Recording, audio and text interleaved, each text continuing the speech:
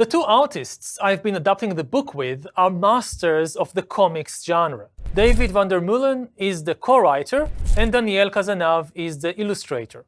Right from the beginning, we decided to adapt each part of the original Sapiens into a full graphic book. So, Volume 1 in the series covers the cognitive revolution, Volume 2 is about the agricultural revolution, etc. But importantly, the whole idea of turning the book into a graphic novel series was not just to have Sapiens with illustrations. We wanted to radically rework the original book to add lots of new scenes and storylines to it, inject it with a lot more humor, and experiment with visual cultural references that readers will recognize and connect with.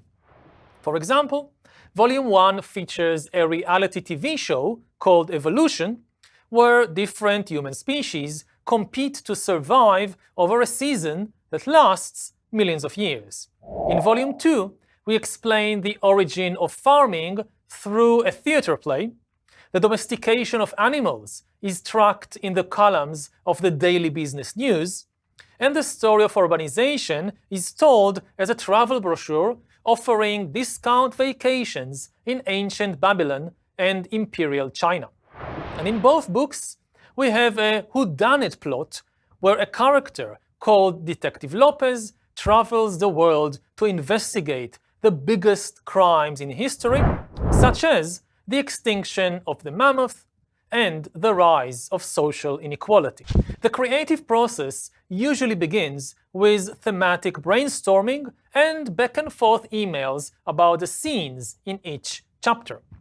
We grapple with turning abstract ideas and theories into narratives led by fictional characters, and we consider where would be best to set the different storylines.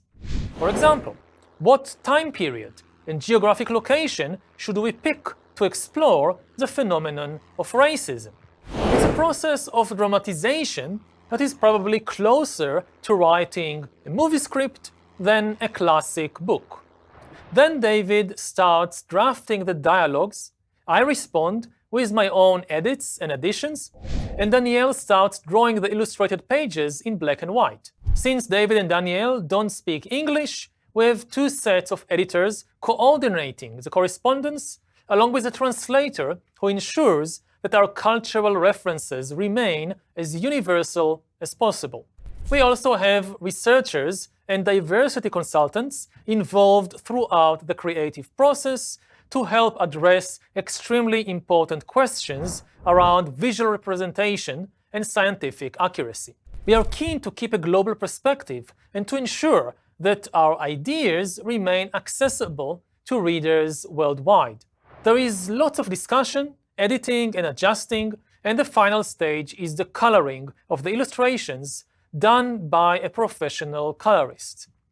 It really is quite a production and a team effort, and the co-authors' collaboration relies on the support of the production teams from Sapienship and Alban Michel.